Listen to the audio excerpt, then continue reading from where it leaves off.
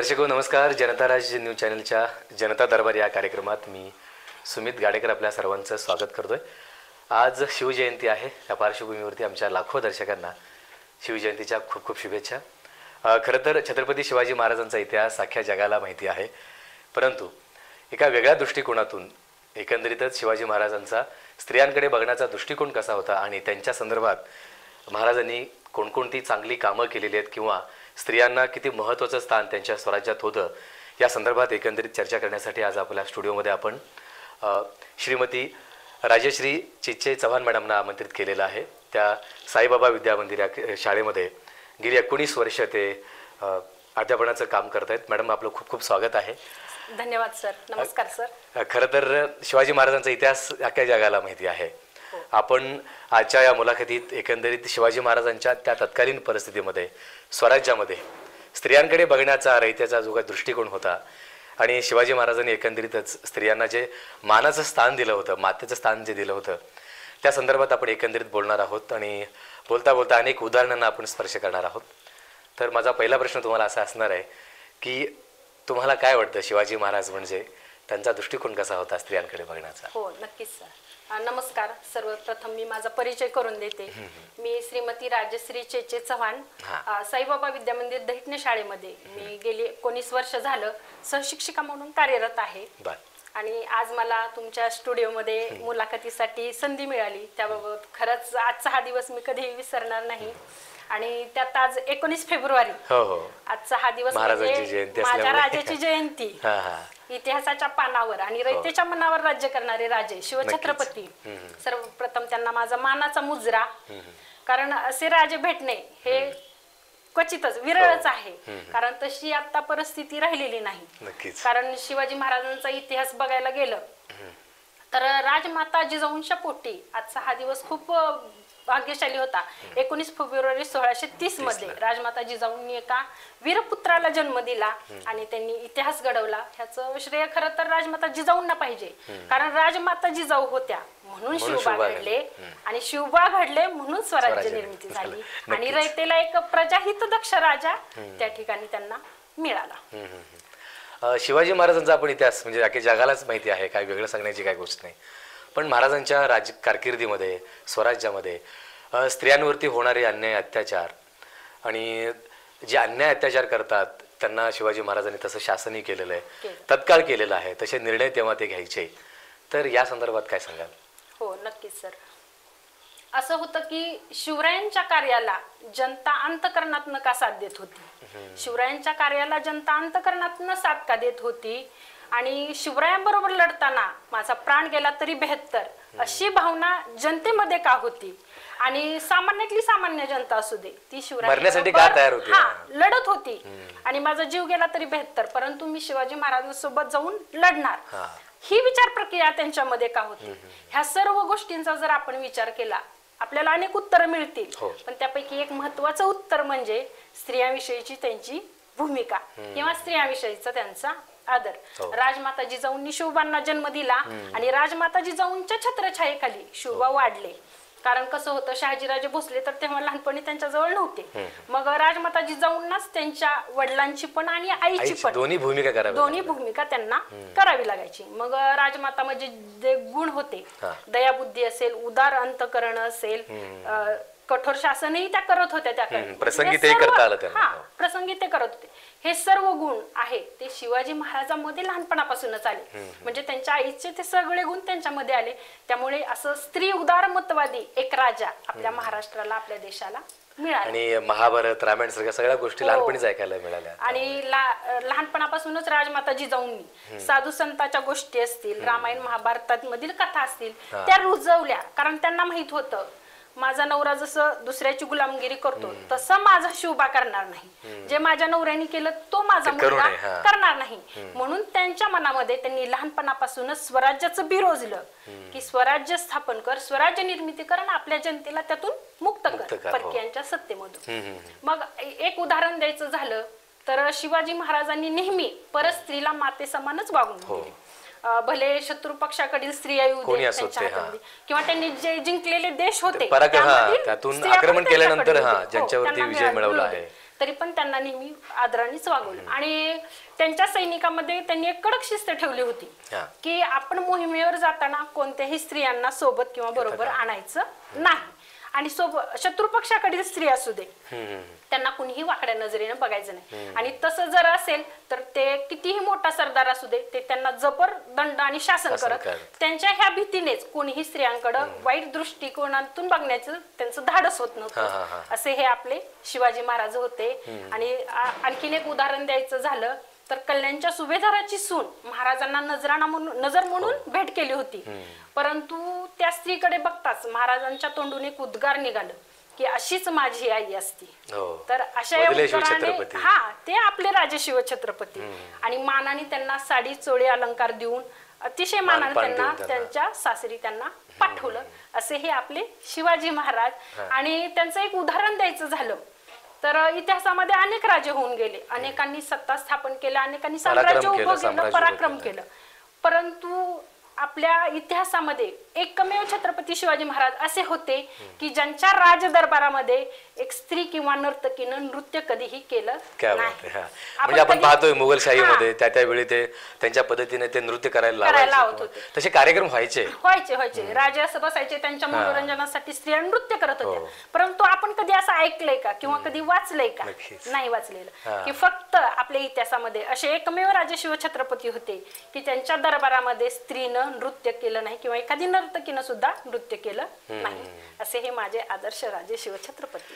हे सगळं होत असताना आपण खरंच मा जिजाऊंचं आपण त्यांचं जे योगदान राहिलेलं आहे ते विसरू शकत नाही आपण.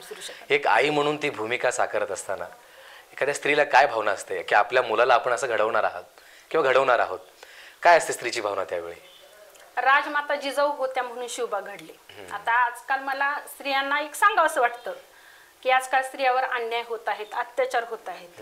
ह्याला जबाबदार काही असेल, वातावरण असेल, हे असेल. परंतु आज मला स्त्रियांना एवढंच सांगायचंय, मातांना एवढंच सांगायचंय की आपण राजमाता जिजाऊ बना.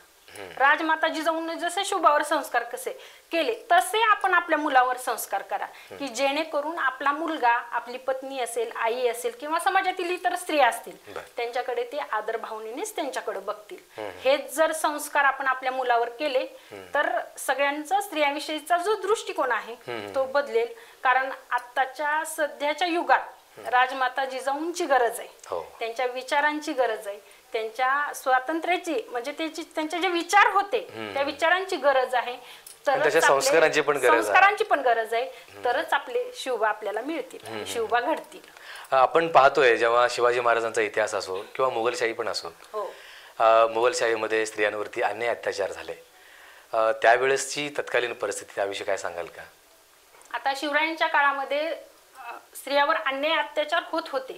परंतु शिवाजी महाराजांच्या सैनिकामध्ये जे कडक नियम होते किंवा त्यांच्या तेवढ्या स्वराज्यामध्ये की स्त्रियांना कुणी घालून दिलेले जे नियम होते ते कुणीही मोडायचे नाही. जबर दंड बसवायचं त्यांना. मग त्याच्यामुळे कुणी असं हिम्मत करत नव्हतं की स्त्रियावर कुणी वाकड्या नजरेने बघेल. त्याच्यामुळे त्यांनी काही धोरणं घालून दिली ना. सैनिकांना थोडस कडक शिस्तीचे नियम लावले आणि त्याची अंमलबजावणी करण्यास सर्वांना भाग पडलं. कारण कसं आहे, राजे शिवछत्रपती ओठात नको हृदयात शिवभक्ती असू दे, ओठात नको हृदयात शिवभक्ती असू दे, शिवशाहीची सारी तत्वे तुझ्या वागण्यातून दिसू दे, असा हा त्यांचा नियम होता. म्हणजे शिवचरित्र वाचण्यापुरतं नसेल, जगण्यासाठी पण असायला पाहिजे, आत्मसात करावं लागतं, असे हे त्यांचे नियम होते. त्याच्यामुळे सैनिकांनीही कुणी हिम्मत करत नव्हतं की म्हणजे आपण स्त्रियांना त्या दृष्टीने बघायचं किंवा त्यांच्यावर अन्याय अत्याचार करायचे. हा एक विरोधाभास म्हणा किंवा एकंदर हा फरक होता. शिवाजी महाराजांची शिवशाही असेल किंवा मुघलशाही असेल, त्या लोकांचा म्हणजे मुघलांचा स्त्रियांकडे बघण्याचा दृष्टिकोनच वेगळा होता. एक अभ्यासक म्हणून शिवाजी महाराजांचा स्त्रियांकडे बघण्याचा दृष्टिकोन आणि मुघलांचा यामध्ये तुम्ही काय फरक कराल? त्या काळी मुघलांचं कसं होतं, एखादी स्त्री त्यांना समजा शत्रू पक्षाकडील असेल किंवा मिळाली असेल तर ती त्यांना कैद करून ठेवत होते, त्यांच्यावर अन्याय अत्याचार करत होते. परंतु हे मुघलांचं झालं. परंतु शिवाजी महाराजांचं तसं नव्हतं. शिवाजी महाराजांना ते परस्त्रीला माते समान मानणारे होते. जरी शत्रू पक्षाकडील स्त्री त्यांना नजर म्हणून मिळाली तरी ते त्यांना आदरानेच वागत होते. म्हणून परकीयांचे शत्रू सुद्धा बघा, शिवाजी महाराजांविषयी बरेच ते शिवाजी महाराजांचे शत्रू असतील, पण त्यांच्याविषयी कधी ते वाईट बोलत नव्हते. उलट म्हणायचे शिवाजी महाराजांसारखा पुत्र आणि शिवाजी महाराजांचे पुत्र संभाजीराजे ह्यांच्यासारखा सुद्धा पुत्र आपल्या पोटी जन्माला यावा, असं असे उदाहरण आहेत असं ते त्यांचे दुष्शत्रू सुद्धा म्हणत होते की शिवाजी महाराजांसारखा आणि शिवाजी महाराजांचा मुलगा संभाजीराजे यांच्यासारखा पुत्र आमच्या पोटी यावा, का जन्माला नाही किंवा असे अनेक गोष्टी होत्या. आणि अजून काही उदाहरणं तुम्हाला देता येईल का, किंवा की ज्याच्यातून महाराजांचा जे काही दृष्टिकोन होता तो अजून उठून दिसेल? हो, आता तसं पाहायला गेलो तर मला वाटतं जे शिवाजी महाराजांचे आचार विचार आहेत ते आजच्या घडीला आपण खरंच पाळतोय का? भले आजच्या काळामध्ये स्त्रियांनी अर्थकारण असेल, समाजकारण असेल, राजकारण असेल, वेगवेगळ्या क्षेत्रामध्ये स्त्रियांनी भरारी घेतलेली आहे. त्यांनी पुरुषांच्या खांद्याला खांद्या लावून स्त्रिया आजकाल काम करत आहेत, परंतु ह्याला काही वेगळं वळण तर लागत नाही ना, ह्याचा आपण या ठिकाणी विचार केला पाहिजे. कसं आहे, पूर्वीच्या काळी म्हटलं जायचं की स्त्री जन्मा ही तुझी कहाणी, पदरात पाहणा नैनात पाणी, परंतु आजकाल ही परिस्थिती तशी राहिलेली नाही. स्त्रिया पण सुजाण झालेल्या आहेत, सुशिक्षित झालेल्या आहेत, त्यांना पण समजतं काय चांगलं काय वाईट समजतं. तरी पण माझी महिलांना एक विनंती आहे, मातांना एक विनंती आहे की खरंच म्हणजे आपल्या घरामध्ये जी मुलगी असेल, कसं असतंय, प्रत्येक लेकीच्या नशिबात आई वडील असतात, प्रत्येक लेकीच्या नशिबात आई वडील असतात, परंतु प्रत्येक आई वडिलांच्या नशिबात ही लेक नसते. लेक नसते ना, म्हणून आई वडिलांनी आपलं फार सौभाग्य आहे की स्त्री परमेश्वराने एक अप्रतिम असं स्त्री बनवली, स्त्रीची निर्मिती केलेली आहे आणि ते आपल्या समाजाला त्यामुळे सौंदर्य प्राप्त झालेलं आहे, कारण स्त्रीशिवाय सौंदर्य नाही. मग अशा ह्या स्त्रियांचा आपण आदर केला पाहिजे, त्यांचा सन्मान केला पाहिजे. घरामध्ये महिला असतील, त्यांच्या मुली असतील तर थोडंसं मनमोकळेपणानं बोललं पाहिजे त्यांच्याशी, त्यांच्या समस्या आपण जाणून घेतल्या पाहिजे. कारण कसं आहे, आजकाल आपण पाहतोय एक 13, 14, 15 वयाच्या मुली असतील तर घरी गेल्या, सकाळी कॉलेजला गेल्या तर संध्याकाळी त्या घरी परत येत नाहीत. मग हे असं का? मग त्याच्यासाठी थोडस एक आई वडील, एक पालक म्हणून किंवा एक सजग, थोडस आईनं जास्त सजग राहायला पाहिजे की आपली मुलीला थोडं समजावून सांगायला पाहिजे. त्या वयात आल्यानंतर, त्या टप्प्यात आल्यानंतर एक आई बनण्यापेक्षा एक चांगली मैत्रीण बनून तिच्यासोबत मनमोकळेपणानं गप्पा मारल्या पाहिजेत. थोडस सामाजिक भान जे आहे ते आपण आपल्या मुलांना, मुलींना त्याची जाणीव करून दिली पाहिजे. पूर्वीच्या काही थोड्या गोष्टीही सांगितल्या पाहिजेत, कारण कसं आहे, पूर्वीचा काळ आणि आत्ताचा काळ याच्यामध्ये जमीन आसमानाचा फरक आहे. तो काळ आता तसा राहिलेला नाही. आजकाल थोडस बंधन लादायला गेलं तर मुली वेगळंच काहीतरी करतात, परंतु एक थोडस सामंजस्याने, प्रेमाने आपण आपल्या घरच्या मुलींना, लेकीवाळांना आपण समजून सांगितलं पाहिजे. आणि तशीच मुलांवरही शिवबासारखे संस्कार जर आपण घडवले, आपण एक राजमाता जिजाऊ होऊ, तर नक्कीच आपल्या घरामध्ये शिवबाही घडतील आणि मुलींवर चांगले संस्कार. आपण पालकांविषयी बोललात किंवा आई वडिलांविषयी, आपण त्यांची भूमिका कशी असावी याच्याविषयी आपण बोललोय. खरं तर जेव्हा शासनकर्त्यांविषयी आपण जेव्हा विचार करतो, शासनकर्ते जर चांगले असले तर लहान म्हणजे मुली असतील, आया बहिणी असतील, यांना एक सुरक्षिततेची भावना असेल आणि रात्री अपरात्री ते कुठेही आत्मविश्वासाने बाहेर पडतील. यासाठी तिथले जी शासन व्यवस्था आहे, ती शासन व्यवस्था, राज्यकर्ते तितके चांगले असावेत असं अपेक्षित असतं. तर अशा शिवाजी महाराजांच्या राज्यामध्ये आत्ताचे शासनकर्ते जे आहेत, राज्यकर्ते जे आहेत, ते कुठेतरी चुकतायत. एक स्त्री म्हणून तुम्ही या शासनकर्त्यांकडे कसे बघता? हो, कारण जर शासनकर्ते चांगले असते तर निर्भयासारखे प्रकरण आपल्या देशात घडलीच नसती. म्हणून कसं आहे, शिवाजी महाराजांच्या काळात कसं होतं, जिथं चूक झाली तिथं लगेच शासन होतं, तिथल्या शिक्षा काय 1 वर्ष 2 वर्ष अगदी कलम, हात कलम, पाय सगळं काय असेल ते करायचं. तिथं काय कुठले 1 वर्ष 2 वर्ष वाट बघण्याचं तिथं काही कारणच नव्हतं. पश्चातापाला सुद्धा जागा नव्हती. हा, जिथं चूक केली ना तिथं लगेच शासन, तिथं लगेच दंड होतं. परंतु आजकाल कसं झालेलं आहे, एखादी चूक घडली किंवा स्त्रियावर अन्याय अत्याचार घडले तर त्याचे सुद्धा निकाल लागायला 1-1, 2-2 वर्ष जातात. त्याच्यामुळं या शासन व्यवस्थेवर समाजाचा विश्वास राहिलेला नाही. तर त्यात एक थोडी सुधारणा झाली तर म्हणजे एक महिलावर पण, म्हणजे जे अन्याय अत्याचार करतात त्यांना पण एक थोडं वचक बसला पाहिजे की नाही, असं केलं तर आपल्याला शासन हे शिक्षा करताय. असं जर 1 वर्ष 2 वर्ष राहिलं तर झालं, इकडून तिकडून मेळ लावून ते सुटून जातात. म्हणून असे राज्यकर्ते आहेत किंवा आपण बघतोय की राजकीय नेते आहेत ज्यांच्यावरती बलात्कारासारखे आरोप आहेत, हो तरी देखील जनता त्यांना निवडून देते. जेव्हा आपण छत्रपती शिवाजी महाराजांचा इतिहास डोळ्यासमोर ठेवतो तर अशा वेळी स्त्रियांनी योग्य वेळी योग्य भूमिका कशी घ्यावी असं तुम्हाला वाटतं, याबद्दल काय सांगाल? आता कसं सर्वांनाच मतदानाचा हक्क आहे, हो, सर्वजण नक्कीच. सुजाण आहेत. तर ज्यांनी त्यांनी एक सामाजिक परिस्थिती आता बघून म्हणजे कोणता नेता बाबा बरोबर आहे, कार्यकर्ता करणार आहे, अशा नेत्यांनाच त्यांनी खरं तर निवडून द्यावं. जो ज्याचं हो. चारित्र्य चांगलं आहे, चारित्र्य चांगलं आहे, त्याचे कॅरेक्टरचा कॅरेक्टर चांगलं आहे, त्याचे कर्तृत्ववान असतील, हा जे खरंच समाजाला योग्य दिशेने नेतील, योग्य प्रवाहात नेतील, अशांनाच आपण मतदान करून असेच लोक आपण निवडून दिले पाहिजे. तरच आपला समाज वर येईल, तरच आपल्या समाजाची प्रगती होईल. आपण पाहतोय की शिवाजी महाराजांनी त्यांच्या राज्यामध्ये तत्कालीन परिस्थितीमध्ये स्त्रियांसाठी जे काही चांगलं करता येईल त्यांनी केलेलं आहे. इव्हन त्यांच्या राज्यात अशा देखील घटना होत्या की सती जाण्याची प्रथा देखील होती, परंतु त्यांच्याच घरच्या चुलती किंवा कोणीतरी आपले सरदार मावळे शहीद झाल्यानंतर ते सती जाण्यासाठी चालल्या होत्या.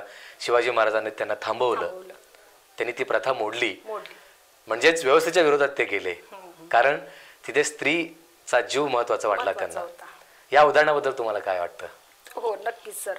कसं पूर्वीच्या काळी सती जाण्याची पद्धत होती, म्हणजे नवरा मेल्यानंतर स्त्रीने लगेच अग्निकुंडात हे उडी मारायची आणि आपल्या प्राणाचं बलिदान द्यायचं, किंवा केशवपण सारख्या पण प्रथा त्या काळी होत्या, स्त्रियांना स्वतःचं मुंडन करून घ्यायचं. परंतु शिवाजी महाराजांनी स्वतः ते एक स्त्री उदारमतवादी होते, त्याच्यामुळं त्यांच्या विचारसरणीमध्ये फार मोठा फरक होता. मग त्यांनी तो नियम, सगळे जाचक नियम त्यांनी हे केले, कमी केले, मुक्त केलं स्त्रियांना यातून, की सती कोणीही जायचं नाही किंवा कोणत्याही स्त्रियांचं केशवपण करायचं नाही. ह्या सगळ्या प्रथांना त्यांनी पूर्ण विराम दिला आणि स्त्रियांना एक नवीन उर्मी, एक त्यांना नवीन जीवन जगण्याची आशा मिळावी असं जीवन त्यांना सुलभ करून त्यांनी त्या ठिकाणी. कारण मी हा प्रश्न तुम्हाला मुद्दा विचारतोय की आपण एक माता भगिनी असल्यामुळे स्त्रियांवर प्रति शिवाजी महाराजांचा दृष्टिकोन जो होता, आता जर शिवाजी महाराज असले असते तर तुम्हाला जर संधी मिळाली की just you want to express your gratitude towards Chhatrapati महाराजांबद्दल, जर तुम्हाला जर आदर व्यक्त करायचं जर असेल तर तुम्ही कसे व्यक्त केला असता? सर्वप्रथम तर शिवाजी महाराजांचं जर सध्या असते तर त्यांच्याविषयी आदर व्यक्त करताना खरंच म्हणजे तेवढं म्हणजे बोलण्याची मला हिंमत झाली असती का नसती माहित नाही, परंतु त्यांच्या विचारांचा मी नक्कीच मान ठेवला असता किंवा त्यांच्याविषयी आदर भावना व्यक्त करून म्हणजे हा पण शब्द सुद्धा आपण व्यक्त करू शकत नाही. केवळ आपल्या ज्या भावना आहेत त्या भावनांना नक्की कदाचित कुठेतरी अश्रूंच्या बांधही फुटला असता. कारण आता या समाजाला छत्रपती शिवाजी महाराजांसारख्या महापुरुषाची आता नितांत गरज आहे. आपण शिक्षक आहात आणि शिक्षिका आहात आणि हे सगळं करत असताना आपल्या समोर कित्येक पिढ्या तुम्ही घडवलेल्या आहात. तर विद्यार्थ्यांमध्ये छत्रपती शिवाजी महाराज पोहोचावेत यासाठी एका शिक्षिकेची किंवा शिक्षकाची भूमिका कशी असावी, याबद्दल तुम्हाला काय वाटतं? हो नक्कीच सर. कारण कसं आहे, मेन प्रश्न म्हणजे ही आजची पिढी आहे. आजच्या पिढीला समजणं महत्वाचं आहे, गरजेचं आहे की शिवाजी महाराज कोण होते, कसे होते, काय पराक्रम केले, कसे घडले आणि चौथीचा इतिहास खूप सुंदर आहे, त्या पुस्तकामध्ये पूर्ण माहिती आहे. फक्त कसं आहे, त्या विद्यार्थ्याला त्या इयत्तेपर्यंत यावं लागतं, चौथीच्या इयत्तेपर्यंत येईपर्यंत त्यांना समजत नाही की इतिहास काय आहे. परंतु आपण अनेक थोर नेत्यांच्या जयंत्या पुण्यतिथ्या करतो, शाळेमध्ये आपण साजरे करतो. तर त्याच पद्धतीने आज सुद्धा आपण आपल्या शाळेमध्ये 19 फेब्रुवारी शिव छत्रपती महाराजांची जयंती साजरी केली. त्या निमित्ताने विद्यार्थ्यांना भाषण देऊन म्हणा किंवा त्यांचं एक विचार आपण त्यांच्या समोर मांडले. शिवाजी महाराज गायनातून असेल, पोवाड्या असतील, चारोळ्या असतील. तर आज आमच्या शाळेमध्ये सुद्धा खूप विद्यार्थ्यांनी खूप सुंदर अशा पोवाडे सादर केले, शिवगर्जना सादर केली, गीते सादर केली. त्यांच्या माध्यमातून शिवाजी महाराज कसे होते हे त्यांना समजलं. तसेच शाळेतील आमच्या शिक्षकांनीही त्यांच्या मनोगतातून शिवाजी महाराजांचा इतिहास मांडला त्यांनी मुलांसमोर.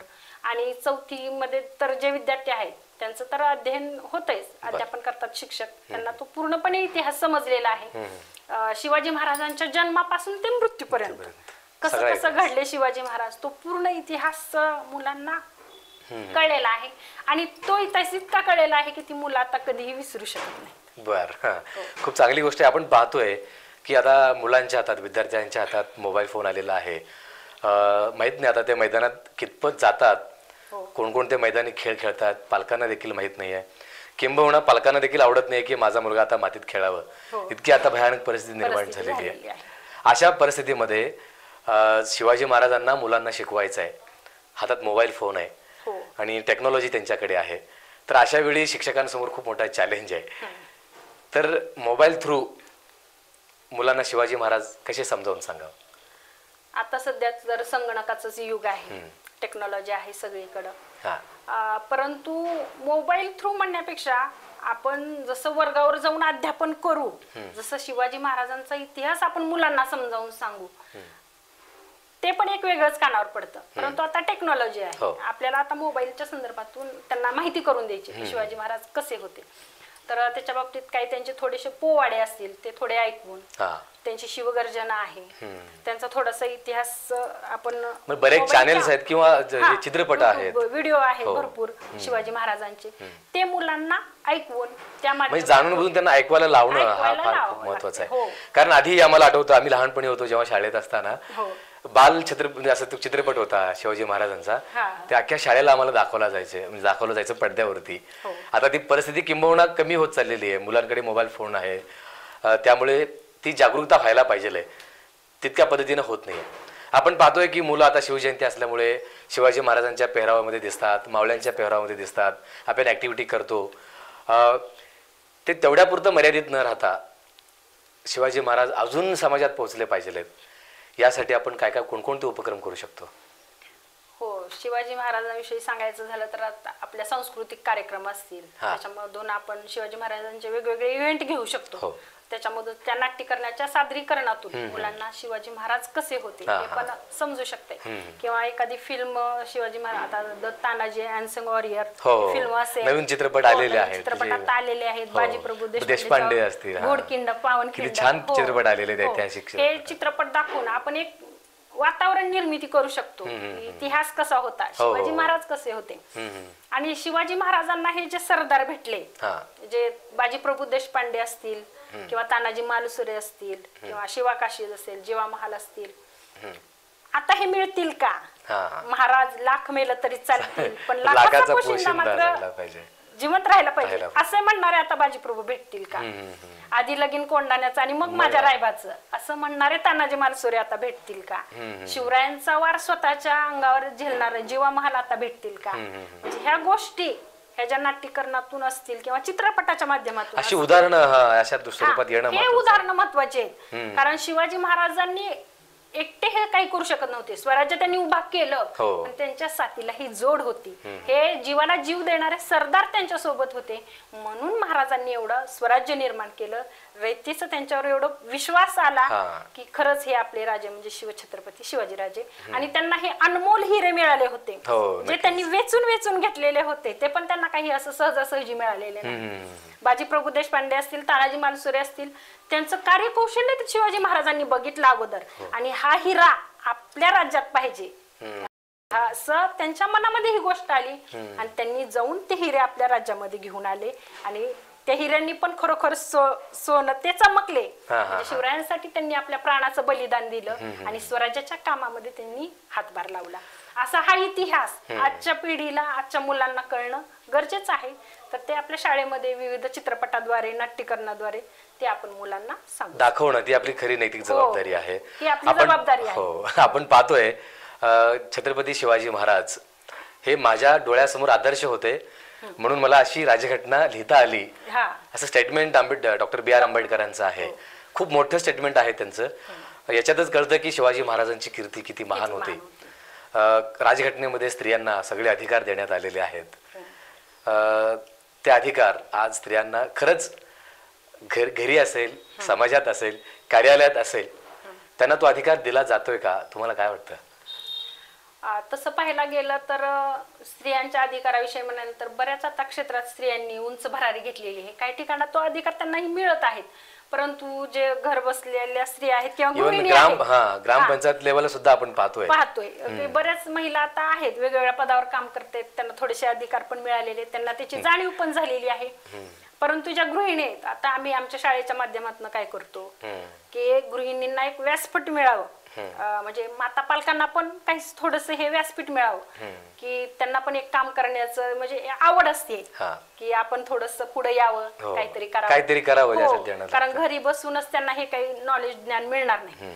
मग आम्ही पण आमच्या शाळेच्या माध्यमातून कोणतेही सामाजिक सांस्कृतिक कार्यक्रम राहू दे, अगोदर महिला पालकांना आम्ही जास्तीत जास्त प्राधान्य देतो.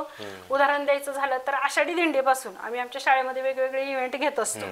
तर त्यातला नागपंचमी हा स्त्रियांचा आवडीचा सण, झोका खेळण्याचा आवडीचा सण, अत्यंत जिव्हाळ्याचा विषय. त्यांना फेर धरायला आवडतात, जिम्मा फुगडी खेळायला आवडते. मग आम्ही आमच्या शाळेमध्ये यावर्षी खास बायकांसाठी मस्त झोक्याचं आयोजन केलं होतं. झोका बांधला होता मोठ्या मैदानामध्ये आणि महिलांना बोलवलं होतं. त्या दिवशी खास झोका खेळण्यासाठी आयोजन केलेलं होतं. तर तेव्हा महिलांना खूप आनंद झाला. सर्व महिला आल्या, फेर धरलं, फुगडी खेळले, भारूड केले, नंतर झोक्याचा पण आनंद घेतला. आणि खरंच त्यांच्या चेहऱ्यावर जो एक आनंद दिसत होता म्हणजे तो आता शब्दातूनही व्यक्त करता येणार नाही. असंच एक नियोजन केलेलं आहे. आता 8 मार्च जागतिक महिला दिन जवळच येत आहे. तो दरवर्षी आम्ही आमच्या शाळेमध्ये साजरा करतो, पण यावेळेस एक थोडस वेगळेपणा म्हणून आम्ही आमच्या शाळेमध्ये होम मिनिस्टर या कार्यक्रमाचं आयोजन केलेलं आहे मार्च महिन्यामध्ये. म्हणजे स्त्रियांना एक व्यासपीठ मिळावं, त्यांना पण थोडस आपले कलागुण दाखवण्याची एक संधी मिळावी, यासाठी आम्ही त्या कार्यक्रमाचं आयोजन केलेलं आहे. महिला ह्या झी मराठीवर फक्त आदेश बांदेकरचा कार्यक्रम आहे. होम मिनिस्टर या हिशोबाने बघतात, खूप आवडीनं बघतात, त्यांना त्यातले गेम्स पण खूप आवडतात. मग हीच संधी आपण आपल्या एरियातल्या माता पालकांना देऊन बघितली तर काय हरकत आहे. ह्या हिशोबाने आम्ही होम मिनिस्टर या कार्यक्रमाचं आयोजन सुद्धा केलेलं आहे. आणि तो कार्यक्रम व्यवस्थित फक्त आमची एकच इच्छा आहे, आपण तर बाहेर पडलोय, मग एक घरातले 4 गृहिणी बाहेर पडतील, वेगवेगळे गेम्स खेळतील, एकमेकांबरोबर शेअर होतील ना, आनंद मिळेल एकमेकांचं, थोडस सुख समाधान त्यांना पण. आणि त्यात एवढ्या छोट्या छोट्या गोष्टीमध्ये त्या एक प्रकारचा आनंद शोधतील, त्यांनाही व्यासपीठ मिळेल. अंगावर पैठणी चढल्यावर का त्यांचा एक आनंदच वेगळा आहे. मानाची पैठणी मिळाल्यानंतर त्यांच्या चेहऱ्यावर जो एक आनंद येईल तो बघण्यात एक काही वेगळीच मजा आहे. मग ह्या हिशोबाने म्हणजे स्त्रियांना पण थोडं व्यासपीठ मिळेल, त्यांना पण आपले कलागुण दाखवण्याची संधी मिळेल, याच्यासाठी आम्ही होम मिनिस्टर या कार्यक्रमाचं आयोजन केलेलं आहे. तसेच संक्रांत असेल तर आम्ही तिळगुळ कार्यक्रम, उखाण्याचा कार्यक्रम, एकदम छान कार्यक्रम घेतो की जेणेकरून महिला थोडं घरातून बाहेर येतील, बाहेर पडतील, थोडस त्यांनाही मोकळा श्वास म्हणता येईल.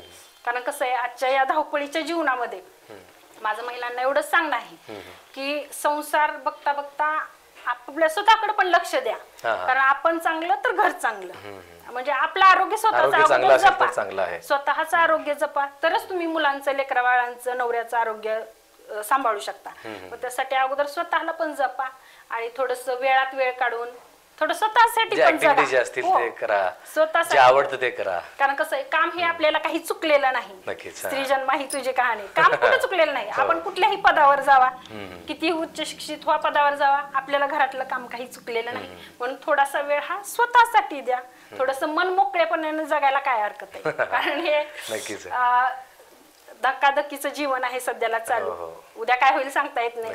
त्याच्यामुळे आजचा मिळालेला हा क्षण एक आनंदाने जगा, माझी एवढीच महिलांना सांगणे विनंती. आपण साईबाबा विद्या मंदिर मध्ये म्हणजे 19 वर्ष झालं तुम्ही तिथे सहशिक्षिका म्हणून काम करतात. अनेक उपक्रमांविषयी तुम्ही उहापोह केलेला आहे, सगळे सांगितलेलं आहे. खरं तर स्त्रियांविषयी आपण एकंदरीत बोलत आहोत की शिवाजी महाराजांचा दृष्टिकोन कसा होता. तर आताच्या ज्या मुली आहेत त्या उद्या पुढे जाऊन जिजाऊ होणार आहेत, किंवा आताची जी मुलं आहेत उद्या पुढे जाऊन शिवबा होणार आहेत. तर शिवबा असतील किंवा जिजाऊ यांना तुमचा जाता जाता काय संदेश असणार आहे? हो, नक्कीच. माझं माता पालकांना एकच सांगणं आहे की आपण जिजाऊ झालो तर शिवबा घडतील. म्हणून अगोदर जिजाऊंचे जे आचार विचार आहेत, त्यांचे जे संस्कार आहेत ते आपल्या मुलावर, मुलं असतील किंवा मुली असतील त्यांच्यावर द्या, त्यांना घडवा, ते संस्कार त्यांच्यापर्यंत रुजवा. कारण आताची परिस्थिती खूप वेगळी आहे. म्हणून लहानपणापासूनच जाऊ द्या. कारण आपण लहानपणी सोडलं आणि एकदम मोठेपणी जर त्यांना शिकवायला गेलं किंवा समजावून सांगायला गेलं तर ते ऐकत नाही, लवकर पचनी पडणार नाही, लवकर त्यांच्या पचनी पडत नाही किंवा ते माइंड मध्ये लवकर घेत नाही. म्हणून आपण आता राजमाता जिजाऊ बनायलोय ना, आपल्या पोटी शिवपुत्र जन्माला आलाय, शिवबा जन्माला आलाय. तर शिवबा जन्मल्यापासूनच आपण थोडे थोडे चांगले संस्कार जर आपण आपल्या मुलाला किंवा मुलीला देत गेलो तर पुढे ही अशी भयानक परिस्थिती उद्भवणार नाही, जेणेकरून ह्या गोष्टींना आळा बसेल. शुभा कसा असावा असं वाटतं तुम्हाला आता येणारा शुभाबद्दल? येणारा शिवबा हा माझ्या शिवछत्रपती सारखाच असावा. इतिहासाच्या पानावर आणि रयतेच्या मनावर राज्य करणाराच माझा शिवबा असावा. आणि ओठात नको हृदयात शिवभक्ती असू दे आणि शिवशाहीची सारी तत्वे वागण्यातूनच माझ्या या शिवबाच्या दिसू दे. हीच माझी एवढी अपेक्षा. खूपच छान मॅडम. एकंदरीत आपण तसं महाराजांविषयी बोलायला अख्खं आयुष्य देखील पुरणार नाही आहे आणि त्यांची कीर्ती अगदी साता समुद्राच्या पलीकडे गेलेली आहे. या जगामध्ये अनेक देशांनी शिवाजी महाराजांचा इतिहास किंवा त्यांचा आदर्श डोळ्यासमोर ठेवलेला आहे. इथली राजघटना देखील महाराजांना डोळ्यासमोर ठेवूनच लिहिली गेलेली आहे. त्यामुळे या देशात असलेली स्त्री आणि या देशात असलेले पुरुष या सगळ्यांना त्यांचे त्यांचे अधिकार देण्यात आलेले आहेत. शिवाजी महाराजांच्या त्या तत्कालीन परिस्थितीमध्ये महाराजांचा स्त्रियांकडे बघण्याचा दृष्टिकोन आणि आत्ताची सध्या परिस्थिती आणि स्त्रियांकडे बघण्याचा दृष्टिकोन आणि स्त्रियांची एकंदरीत परिस्थिती या सगळ्यांविषयी आपण अगदी दिलखुलासपणे गप्पा मारलेल्या आहात आणि अधिक माहिती तुम्ही दुर्मिळ माहिती या ठिकाणी दिलेला आहात. आणि एक शिक्षिका म्हणून येणारी जी पिढी आहे ती पिढी कशी असावी आणि विद्यार्थ्यांवरती कसे संस्कार व्हावेत याविषयी देखील आपण खूप काही गोष्टी बोलून गेलात. त्याबद्दल जनता राज्य न्यूज चॅनलच्या वतीने आम्ही आमच्या लाखो दर्शकांच्या वतीने तुम्ही या स्टुडिओमध्ये आलात आणि आमच्याशी गप्पा मारलात त्याबद्दल आम्ही खूप खूप आभार व्यक्त करतो. धन्यवाद. धन्यवाद सर.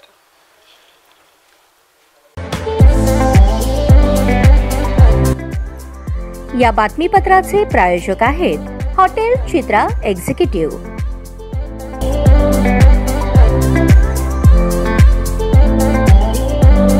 अशाच नवनवीन अपडेटसाठी जनता राज्य न्यूज चॅनलला सबस्क्राईब करा, लाईक करा आणि शेअर करायला विसरू नका.